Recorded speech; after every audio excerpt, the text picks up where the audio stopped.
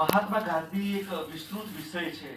એ વિષય ઉપર આપણે વાત કરવા જઈએ તો દિવસોના દિવસો સુધી વાત કરી શકાય, કારણ કે એવી વ્યક્તિ કે જેના સ્મરણ માત્રથી આંતર અને બાહ્ય મનની શુદ્ધિ થઈ જાય, ધ ગ્રેટેસ્ટ પર્સન. અને આલ્બર્ટ આઇન્સ્ટાઈને એવું કહેલું કે હાડમાસનો બનેલો માનવી આ પૃથ્વી ઉપર વિહર્યો હશે એવું આવનારી પેઢીઓ ભાગ્યે જ માનશે. લુઈ બ્રુસેલે તો એમ કહ્યું કે જો આ વ્યક્તિ 3000 વર્ષ પહેલા થઈ ગયો હોત તો એની પૂજા થતી હોય. કેટલું વિરલ ને અદભુત વ્યક્તિત્વ કે જેના ઉપર 40,000 પુસ્તકો લખાય, જે કેટલાય દેશોની સ્ટેમ્પ ટિકિટ પર હોય, ટપાલ ટિકિટ પર એ હોય, એનો ફોટો હોય, અને નોટો ઉપર ગાંઠી હોય. આપણે થઈ શકતા નથી. કેમ?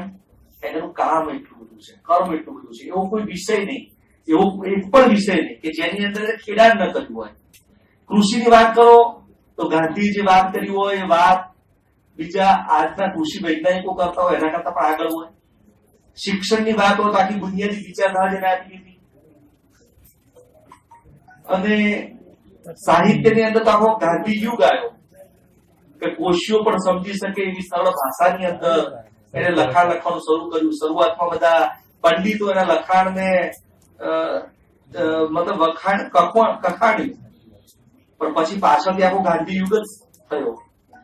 જેની જગ્યાએ ગાંધીજીએ મતલબ કે પદાર્પણ કર્યું ત્યાં આખું ગાંધી મતલબ કે સેલ્યુટ કરવા યોગ્ય બની ગયા. પણ એ જ ગાંધી જયારે 1869 માં એનો જન્મ થયો અને 1887 માં એમનું મેટ્રિક થયું અને કસ્તુરબા સાથેના 13 વર્ષની ઉંમરે એમના લગ્ન થયા. જે પ્રક્રિયા છે તો એની અંદર ગાંધીનો આખો ગાંધી જિંદગીમાં એક વખત ભૂલ કરે છે તો પછી એનું કોઈ દિવસ પણ પુનરાવર્તન કરતા નથી. દાખલા તરીકે એમને ભાઈ ચોરી કરી તો ભાઈ જિંદગીમાં બીજી એટલી ચોરી નથી થઈ. એટલે ગાંધી આપણને શીખવે છે કે ભાઈ ભલે મારા જેવા અનેકોનો ક્ષય થાવ પણ સત્યનો જય થાવ. એ ક્ષમા એ સિપાહીનું ઘરેણું છે એમ કે.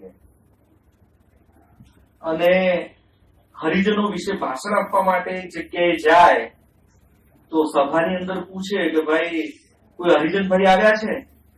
ના, તો કોઈ આવ્યું નથી. સ્ટેજ ઉપરથી આવ્યા છે? ના, તો કોઈ આવ્યું નથી. સ્ટેજ ઉપરથી ઉતરી સીધા રવાના. તમે આચરતા નથી તો ઉચ્ચારણ કરવાની પણ વાત નહીં. અને 1919 ની અંદર જયારે કોતડી પર જ આવી જાય, એક મહિલાને જુએ અને આખું હૃદય એનું પરિવર્તન થઈ જાય કે આ મહિલા પાસે એક જ વસ્ત્ર છે.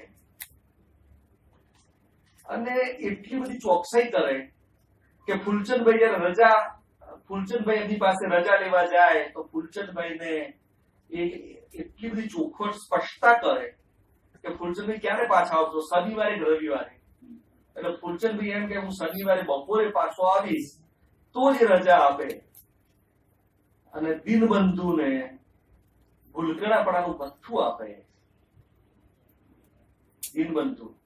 દીનબંધુ એવા આમ ઉદાર હતા, પણ એમને કેવી ટેવ હતી કે ભાઈ છૂટા પૈસા હોય તો છૂટા પૈસા એ ભૂલી જતા, લોકો પાસેથી લેવાના. તો ગાંધીજી એમને વિશેષ રૂપિયા આપેલા એક વખત. તો બધાએ પૂછ્યું કે કેમ આટલા વિશેષ રૂપિયા આપ્યા? તો કે ભાઈ ભૂલકણાપણાનું ભથ્થું આપ્યું. આટલી જબરજસ્ત વાત દરેક બાબતની અંદર. અને આપણને આશ્ચર્ય થાય કે ગાંધી અભ્યાસમાં મધ્યમ કક્ષાનો વિદ્યાર્થી, પણ મધ્યમ કક્ષાનો વિદ્યાર્થી પણ કેટલની જોડણી ખોટી લખી અને કેળવણી નિરીક્ષક આવ્યા, જાઇલ્સ આવ્યા. તો જાઇલ્સ આવ્યા એ વખતે શિક્ષકે કહ્યું કે બેટા તું આ જોડણી મતલબ એને ઈશારો કર્યો કે કેટલની જોડણી ખોટી લખી છે, છતાં પણ એને સુધારવાનો પ્રયત્ન ન કર્યો. ગુરુ પ્રત્યે પણ એક મોટો એમનો ભાવ. સંસ્કૃત શીખ્યા તો કૃષ્ણશંકર માસ્તરનો આભાર માને અને હેડ માસ્ટર તરીકે 7મા ધોરણના હેડ માસ્ટર તરીકે દોરાબજી એદલજી ગામીનો એ સવિશેષ આભાર માને. ગાંધી એટલે ગાંધી. અને સત્યના પ્રયોગો આપણે વાંચતા જઈએ, એમની ઓટોબાયોગ્રાફી વાંચતા જઈએ, પ્રસંગો એક એક વાંચતા જઈએ, અને તો આપણને ખબર પડે કે ગાંધી કેવી રીતે મહાન બન્યા. કે દાખલા તરીકે વિલાયતમાં ગયા તો બીજા લોકોની જેમ એમને પણ થોડી ઘણી એ લપસી ગયા હતા, કારણ એની ઝાકમ ચાલેલી હતી ઇંગ્લેન્ડની અંદર. તમને એવું થયું કે ભાઈ હવે આપણે ત્યાં ઇંગ્લેન્ડમાં બધાની જેમ એમને પણ સૂટ બૂટ પહેરવાની ઈચ્છા થઈ ગયેલી, બધું થઈ ગયેલું. તો પાછળ તમને ખ્યાલ આવ્યો કે ના ભાઈ, આપણે એના માટે નથી, અભ્યાસ કરવા માટે આવ્યા છીએ. દક્ષિણ આફ્રિકામાં ગયા તો આપણને બધાને ખબર છે 6 લાખ રૂપિયાનો કેસ લીધેલો, 40,000 પાઉન્ડનો કેસ લીધેલો એમને ત્યાં. અને ધ બર્થ ઓફ સત્યાગ્રહ એવું આપણને કહેવામાં આવે કે ગાંધીજીને એમને ફર્સ્ટ ક્લાસની ટિકિટ લીધેલી, અને ફર્સ્ટ ક્લાસની ટિકિટ લીધેલી તો પણ એમને ત્યાંથી ધકેલી દેવામાં આવેલા. તો ગાંધીજી એના ઉપર આખો સત્યાગ્રહ કર્યો. 1908માં પ્રથમ વાર જેલમાં ગયા. 1915માં જયારે આવ્યા ત્યારે ગોપાલકૃષ્ણ ગોખલેના રાજકીય ગુરુએ એમ કીધું કે પહેલા તમે ભારતનું પરિભ્રમણ કરો તો જ તમને ખબર પડે.